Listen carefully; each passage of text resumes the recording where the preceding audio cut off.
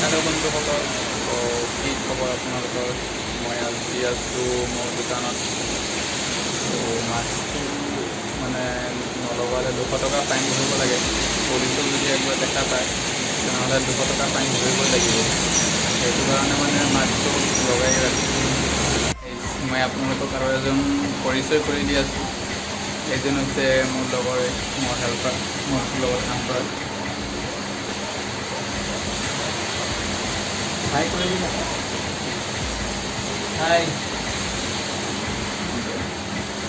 আজি মানে ভাবিলোঁ যে বৰষুণ দি আছে আৰু কাষ্টমাৰো নাই দোকানত।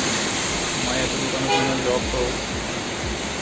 মাৰিয়ালৰ মাজতে দোকান হয় আৰু বৰষুণ দি আছে। মই দোকানটোৱে দেখাই দিওঁ। তো বলক ভিডিঅ'টো ষ্টাৰ্ট কৰোঁ।